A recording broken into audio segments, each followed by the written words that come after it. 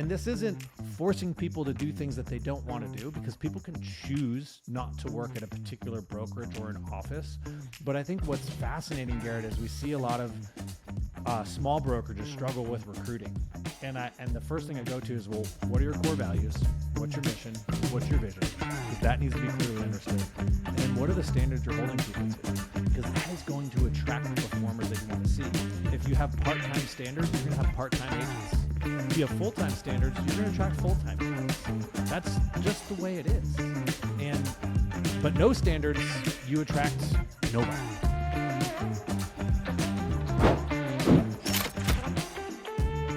Welcome back to Life at 10 Tenths, where we inspire you to live at the pinnacle of your ability and purpose. Excited to have everybody back with us today. Excited to have Matt Benelli with me as always. We just kicked off business planning. We are fully in full form. We are moving forward. We got 4 weeks of business planning going on that build off of itself 1 week after the next. If you're like, damn it, I missed it. God, they started business planning and I wasn't able to get in. You can still come join us. All the forms are inside the community. All the recordings will be there. Even if you're on week 4 and you're like, oh my gosh, I can't believe it. I'm a whole month behind these guys.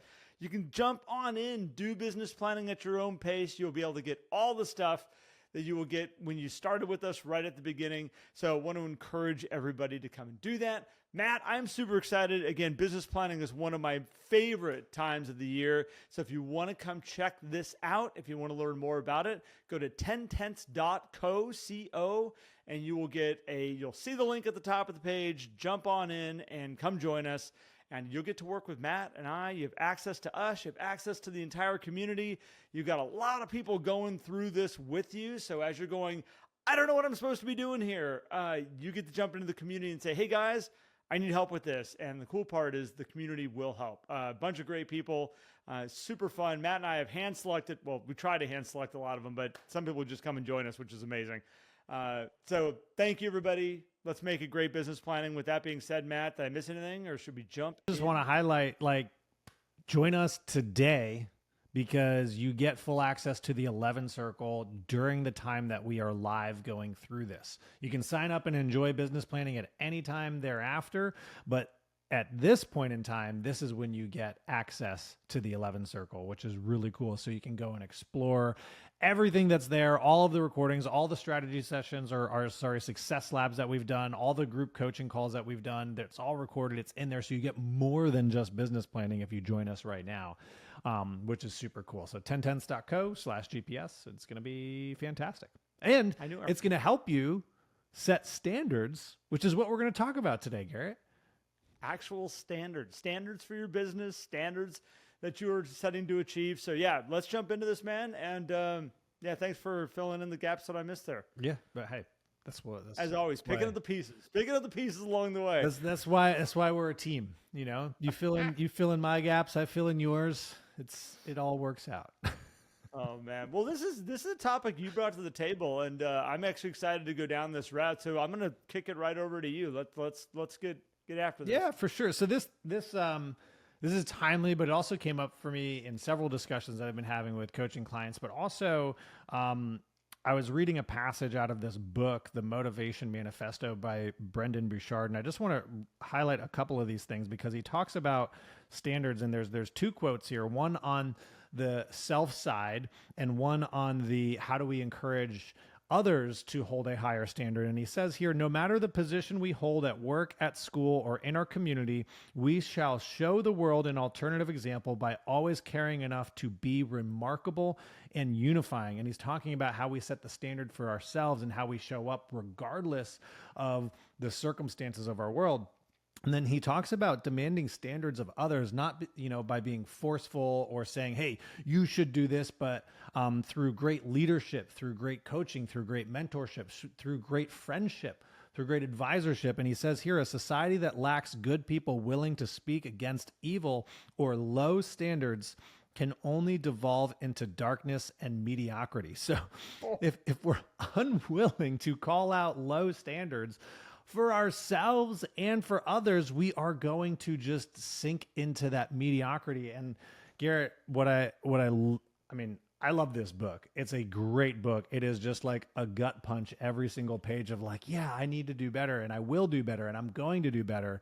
But this element of standards, we see it all the time when people are like, yeah, I'm not seeing the results I want to see. And oftentimes when you look at any data that's been collected, it's typically because they're falling short of their own standard that they presumably have set for themselves. And it's like, okay, how do we get to this standard is the baseline, right? And if we can get to there, then you can go beyond and achieve greatness. And a lot of tools and systems, create this model where people look at that as the max when ultimately that's the floor. And we got to treat it as such if we want to see the results and really escape that mediocrity. Well, a lot of times, Matt, when I'm working with agents, and you've probably seen this too, where they're trying and they just keep trying, and they, every week's a new week, and they're like, okay, I'm going to get it this week. I've got things on my calendar, and then we get to the end of the week, and they're like, oh, I didn't make it. I wasn't able to get to all this stuff. I fell down again. And it's like, at some point, they're like, what am I doing wrong? And I'm like, you don't believe you're this good. Like you haven't owned the standard that you're trying to work at as who you actually are. It's somebody that maybe you want to be. It's somebody that maybe you look up to, but you haven't internally said, this is my baseline standard that I'm setting for myself. And moving forward, there is no other option other than operating as that. The interesting thing is people go, well, how do I get there? Well, you have a standard that you've currently set, like how you show up, your level of mediocrity that you're willing to put up with. You've already set that for yourself. You've set the benchmark, and there's a certain place in there. You all know it when all of a sudden you put on just enough weight that your brain goes, yeah, this isn't happening anymore. Like I'm making changes today. Well, that's your benchmark. That's your moment that you go, absolutely not. I'm changing right now, moving forward. I'm not going to accept this, because you hit your standard of not acceptable. In business too, there's some of you listening right now that's like, you know what, my benchmark is really low. I don't have that cutoff point of what in the world am I doing? I'm not willing to accept these standards until it gets pretty low. Where there's some people, and you know them in your office, if they're not like 1, 2, or 3 in the company, that's their benchmark they've set for themselves. And that's their moment where they go, I'm 4? How? Wait, hold on. Let me look at the numbers here. Well, that's unacceptable. And all of a sudden they are out there hammering the streets, hammering the phones, trying to figure out how they can get back into that 1, 2, or 3 position, because number 4 is absolutely not acceptable. You have to have these standards for yourself, and you have to figure out where are your standards right now. And how do I want to be better? Where do I want to push this to? But then once you figure out that new level, Matt, you will not act that way until you believe yourself as somebody that achieves those levels. Mm-hmm. Other than that, it's a hope. Yeah. It's a someday I would love to have there. But the power comes in when you're like, I'm not willing to accept this anymore. This is my standard. I'm going after it. And I find this needs to be addressed in our industry, and it's not addressed enough. What is our kind of our tolerable lower limit? Yeah. Well, and it gets muddy because everybody has an opinion on what that lower limit is. And yes, only you're the only one that can determine this. So thank you for saying that, Matt. Yeah. Well, you and I had a conversation. It was yesterday, right? Where someone was talking about, well, this person said that my results weren't good enough when that person was happy with their results. It's like, okay, well, we have misalignment between 2 different people who have different standards, which is totally fine. And Ed Milet talks about looking at your standards like a thermostat, right? And if you have the heat set in your house to 70 degrees, as soon as the temperature around that thermostat clicks down to 69, boom, the heat turns on, right? It doesn't wait until 60 degrees to turn the heat on. No, 1 degree lower and the heat is on. Now, if it goes above 70, cool. You're good. Like the heat's not going to turn on because great. It's at 71. It's at 72. We want it to be 70 or warmer. Now, if you also set the AC, you can select a range, right? And then you have those outer limits. And we should strive to operate our businesses and our personal worlds in such a way where, like you said, Garrett, oh, I slipped down into 4th position. Something this is an indication that something either needs to change or I need to evaluate what I'm doing. Maybe my leading indicators are slipping. And I see on the leading indicator side is where a lot of people take too much relaxation, right? Too much. And grace is great. You got to give yourself grace because things happen in the world and everything. And so this isn't a opportunity or a calling for you to be hard on yourselves in a negative way either. However, if you're like, hey, my standards is make 10 phone calls a day, and you look at like the last month and you're like, I've been doing 8. That's okay. I'm doing 8 out of 10. It's like you're 80% of the way to your standard, and your standard is the baseline for you to achieve your goal. Do you think 80% of the way to your standard is going to help you achieve your goal? No, it's not. And you have to be able to observe that and make the adjustments necessary. And this is why setting a standard from a goal is important, because a lot of times we just set the goal as like, well, my goal is 10 calls a day. Okay, well then what's the standard? Is the standard 8? Because if the standard is 8 and that's going to help you get to a range of your goals, fantastic. But if the standard is, if you say the goal is 10, but that's really the standard, we need to adjust the language to help get your brain to connect, because I think that'll help with the belief system too, Garrett. Well, you got me thinking now. Okay, so the thermostat model, whether Ed Milet came up with this, thank you, Ed. Mr. Milet, sorry. I don't know Ed that well. Mr. Milet, sir. Yeah. By the way, if you want to come on the podcast, Ed, if you're listening, we'd love to have you. Oh yeah, we should do a formal reach out now that we're actually talking about Ed. Okay, so with this, the thermostat being set, this is a really interesting, because at first I was kind of like, thinking about this low side and the high side of a thermostat where the heat turns on, the AC turns on at a certain point. I watch people do this all the time, Matt. I watch people, like, if you can think about this with your business and say, okay, well, where is my thermostat set in my business? What is my lowest level that I'm willing to accept? But also, there's a high side that I watch people when they're doing their business, they're cranking along throughout the year, and have this moment where they're like, I've done really good. Like, if this is where I end my year out, I'll be happy. I'm like, it's August. Like, hold on. Like, I hear you, but like you're on the move right now. You're cranking in some really good business. I know, but if I didn't do a transaction between now and the end of the year, I'm okay. Guess what? You just found where the high side of your thermostat is set.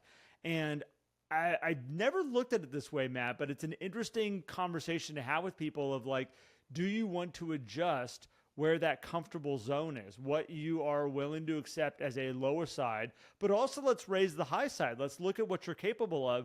And what is it that's stopping you from saying, I can achieve more? I can do more. And have we just set the demand on ourselves? Or is there other internal crap going on that goes, because I've seen it happen so many times, I don't want to work that hard. People that make that kind of money are working more than they want. They have to sacrifice their families and their relationships and the important things. Oh, they're sacrificing their health if they're hitting those types of numbers up there. And it's a lot of crap that we hang on to, that when we start to see those numbers start to hit, we go, oh, don't want to go there because I have my comfortable zone that I'm in. This is a really interesting way of looking at it. I'm really happy you brought this up, because I think it's a great checkpoint for a lot of people to go, what are you comfortable with? Because your health applies into this. The kind of cars you maybe drive apply into this. The kind of house you live in applies into this. When you take a trip and how you book the trip and what you're willing to accept as this is the standard, that we're not going below this. We're not necessarily going to stay in youth hostels this trip, because that's not, my daughter's actually traveling right now. And I know that there's standards that she has about how she's traveling. And she's also said, I'm not doing 5 stars. Like, we're not doing 5-star hotels on this travel. Like last night we were joking about it, because she has this little $100 a night hotel room just south of Amsterdam. And she's like, this is perfect. She goes, I got a nice little view and I got a bed to sleep in, and this is perfect for my travels right now. We are, in every aspect of our life, we have the low and the high, and we're going to fall somewhere in that range. I think this is a really important time with business planning, Matt, to go, what standards and demands have I set on myself? I think the title of this episode needs to be, where's your thermostat set? Just so you know. Yeah. Well, and a lot of people don't even set it. They just like decide to turn it on and turn it off at particular times. And And I'm glad you brought in all these other elements, because it's also important to understand what are your standards in all aspects of your life so we can find alignment, right? Because yeah, we may be, really rocking it in business, but have we fallen below our standard for our health and fitness? Have we fallen below our standard for our familial relationships? And if that's the case, we need to then turn the heat on over there and raise the temperature, because we're falling short of the standards that we set. And what I find, Garrett, is most people just don't have standards. It's well, I'm just kind of doing things as they come. And you brought up the brokerage world a little bit there earlier. And I think we see this rampant in the real estate industry. And yes, I know there are some offices and some brokerages that do a good job of this, but like going back to that passage from Brendan's book is like, are you demanding high standards of others? And I see a lot of brokerages don't demand anything of their agents. They use the 1099 thing as an excuse to not create standards. Like, well, they're independent contractors, so I can't really ask them to do anything. It's like, yes, you can. You put it in the contract. You say, here is the standards that we expect everybody to operate under. This is how we expect you to show up. And if you don't meet these standards, you're out, or you're on probation, or whatever it is that you want to do. Because if you demand those standards, you're going to see results. And this isn't forcing people to do things that they don't want to do, because people can choose not to work at a particular brokerage or an office. But I think what's fascinating, Garrett, is we see a lot of small brokerages struggle with recruiting. And the first thing I go to is, well, what are your core values? What's your mission? What's your vision? Because that needs to be clearly understood. And then what are the standards you're holding people to? Because that is going to attract the performers that you want to see. If you have part-time standards, you're going to have part-time agents. If you have full-time standards, you're going to attract full-time agents. That's just the way it is. But no standards, you attract nobody. Well, there are a lot of offices. I've been around a lot over my years of being around real estate, that the actual standard is a desk fee. Like, and the office model is built around that. Like, as long as you're paying your desk fee, you got a space here. You got a desk in the back. Hey, we'll help you if you like want to grow and you want to be better. But hey, you know what? If you want to hang your license here, you fit into our business model. And then there's other offices out there that they won't accept just that. And I think this is where you start getting into larger, office fees, where it's hey, I have a standard that I have to hit a certain amount. Otherwise I owe that money back, minimum fair shares, things along those lines. Like, there's different standards that then say, look, if you're not playing at this level, like, you may not be part of our team. I've seen offices that you don't hit the standard there a couple years in a row. They're like, hey, you know what? You're not for our world here. We need you operating at this minimum level, but we actually want you going higher than that. And when those offices set those standards, it's so powerful to the agents. It gives them something to grow into. It attracts the right people. And I wrote down here, Matt, because I'm still stuck on this whole thermostat thing. I think it's interesting that if you don't have a temperature set for yourself, like if you have not figured out what your comfortable range is, you will naturally go find places that you just kind of feel comfortable in. You don't have I'm expecting this much for myself. You just are kind of like winging it. And then you get stuck in little patterns of, this office doesn't cause me any stress. It's not causing to push me up to a higher level. They kind of will allow me to be in here and be myself. But I haven't really set a standard, because there's a place in there when you set the standard for yourself, the goal you want to hit to, you look around at this office and you go, this is uncomfortable for me because the standard's set so darn low. Like, I need to put myself into an environment that's going to allow me to grow. It's going to bring my level up, because I have this high and low that is not correlating with the office that I'm currently sitting in right now. And I think as a broker, I think it's a good thing to stop and look at 2026 coming up and going like, what standards am I asking of these agents that are coming into this office? Maybe I can raise this office up by again, not being a jerk, but just saying like, look, let's apply some heat here. Let's see where you guys want to go. Yeah. And then for yourself, getting really clear of what is it that we're trying to build? Where are we trying to go here? I think it's so important. Yeah. I think what happens too, Garrett, is if we don't enforce a standard, then we're validating mediocrity. We're saying, oh, it's okay that you're mediocre. It's okay that you're not seeing the results that you want to see. And there is a difference between giving grace where it's due. Oh, you're having a tough time. You're going through a tough thing with family. You're going through illness and all that kind of stuff. That is separate from the constant excuses that we tell ourselves. And we all do this, myself included, where we say, yeah, but this happened, right? For example, yesterday our internet was out. AT&T fiber was basically out for the entire Southeast. And I was like, well, I can't do any work. Nothing I can do. I can't access my email. I can't access my calendar and the things, which is a nice eye opener of like how connected we really are. Granted, like this is all virtual, what we do here, because we're coast to coast. But also it was like, well, what can I do to use this time? And I went and got in an extra workout. I was like, well, I can use this time productively. Like, what are the things that I read more? I opened up a book, and it was great. And my wife was like, hey, let's read. And I was like, yeah, that's a great idea since we can't do anything else. And it was a good reminder for me of like, okay, there's all these other standards that exist too. And you can't rely on all these outside things as excuses when they're not excuses. They're actually opportunities to find all the little things that help you achieve your minimum standard. And what I would encourage people to do is set standards that are based on action, based on things that you can control. And I would encourage brokerages to do this too. Now, there is certain standards you can have for performance, for sure, results-based, lagging indicators. But the leading indicators are far more important. And Garrett, we do this in the business planning. We take a goal and we break it all the way down into what are the minimum standards of action that will help you get to this goal so that you can measure your performance before you see results. And that's the only way you're going to be able to hold a really good standard is by understanding what are the things I need to be doing now. Because let's say you're trying to lose weight. Well, I haven't seen the weight loss yet. Well, what's the minimum standard of action that we need to do each week? How many minutes of exercise? What are the calories that we need to be consuming? What are the macronutrient ratios that we need to be targeting for our daily nutritional intake? That's the kind of stuff that will help you get to the results. And then you can also use the results as the standard to say, hey, I'm now hitting this. Let's now readjust and see if we want to raise that floor up a little bit.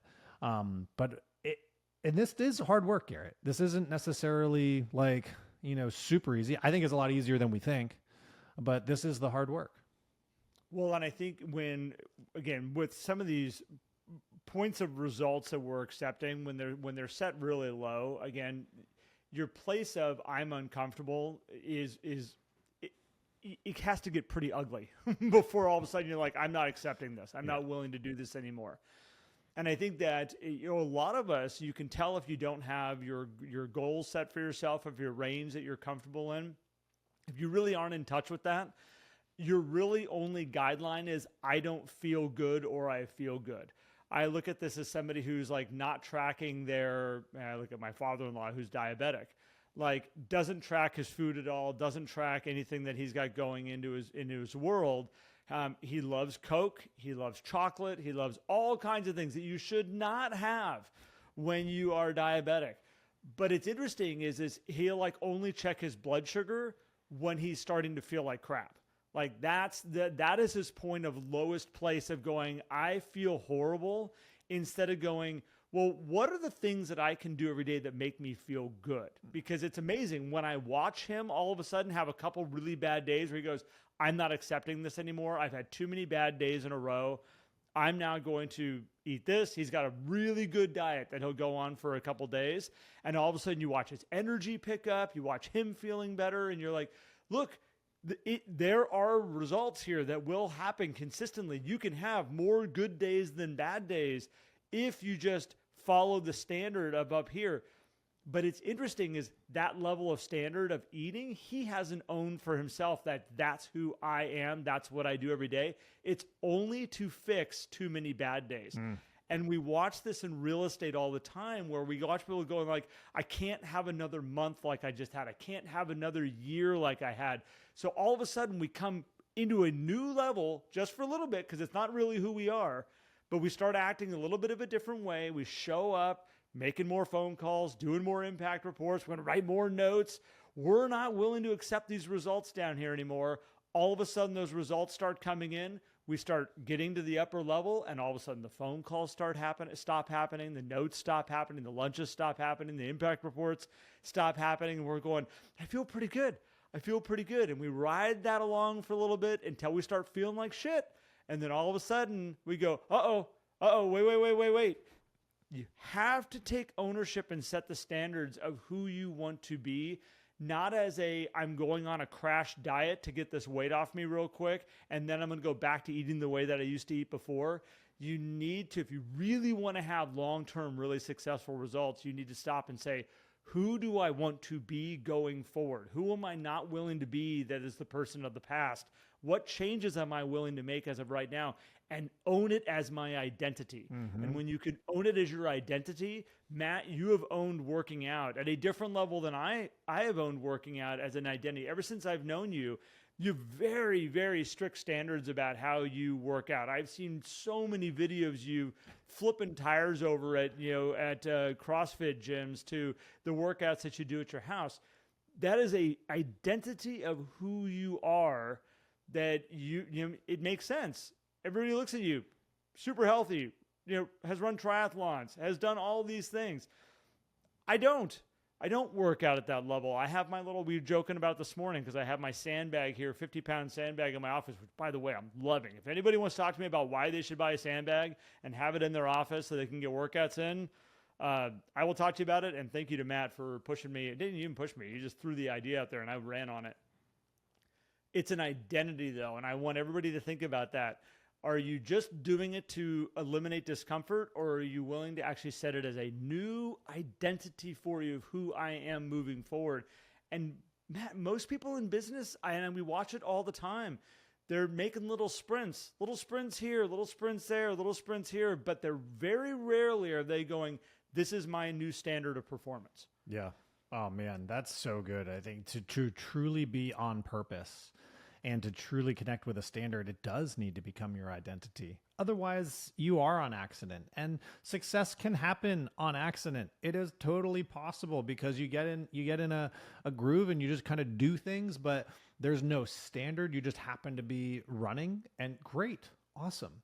But if you want that consistency, and I think the other side of this too, Garrett, is a lot of times, and this is where the entire package comes in. Because a lot of times we just put it in a silo of the business or of fitness or of whatever. And it needs to encompass the entirety of you so that that standard starts to go across. When you get organized in your business, the rest of your life should also become organized, right? When you get focused on time blocking for your business, the rest of your life should probably become time blocked, and it will naturally. And this isn't a quid pro quo. This is just what happens when you embrace the identity of the standard. But it's interesting. You say it'll happen naturally. I have watched a lot of people, Matt, over the years that there would be like, I'm going to get my business pulled into alignment. I'm going to pour into this new standard of who I'm going to be. And then all of a sudden they're like, yeah, but I can't keep this pace up because my spouse is going to kill me. Like, I haven't been home for dinners. I haven't been doing this. I haven't been doing that. Or they pour into that. They're like, well, I haven't been to the gym. I haven't got my workouts in. I haven't been to yoga. I haven't been, it's like, this is great, but now I've been eating on the fly. Like, I haven't been able to get to the store. I don't have the groceries filled in the house. I'm not eating, the meals that I was eating before. So I think there's this place here of, yes, owning this standard is a good thing to say, this is my new standard that I'm operating at. But it's also important to look at and say, it's got to all work together. Otherwise, at some point, something's going to give, something's going to break. And we see this all the time where people pour into one area of their life and maybe pouring into their health and fitness. And at some point, that's putting massive stresses on other areas of their life. And I think when those things come up, don't avoid it. Try to see if you can hit it head on and go like, well, why is it causing stress here? What is it that I can do different? Because obviously this is something that I want to achieve over here, but it can't necessarily be at the sacrifice of all the other things that are important in our life. You've got to find a way to harmonize these together. Otherwise, something's always getting stressed while something's growing, and that's not a successful long-term pattern. No, definitely not. And that is the comprehensive identity. And that's why in business planning that we just, started with yesterday. I mean, next week we go into the whole big vision and all that kind of stuff. But yesterday we talked about finding out where you are, right? Do you have a mission statement? Do you have a vision statement? What are the core values that you have? And core values are the identity standards that you hold, right? Like it all starts there. And then from that develops the specific action-based standards for your business, for your health, for your fitness, for your familial relationships, for your friendships, for all of these things, for your personal finances. And I will say, like, these things do harmonize over time. It's not like setting a standard all of a sudden solves the problem. Setting the standard creates the framework to solve the problems. That's the beauty of it. And it's not about solving the problem. It's about making sure you have the standards in play and that you're following them, because if you're doing that, then you're on the path. And if you're on the path, you're going to have a great life. You're going to have a great business. It's when you step off the path, which we often do if we don't have standards, that all of a sudden things start to go the other way. Results don't come after the first step. They come after many, many steps in the right or wrong direction, and standards will help you keep on that right course, Garrett.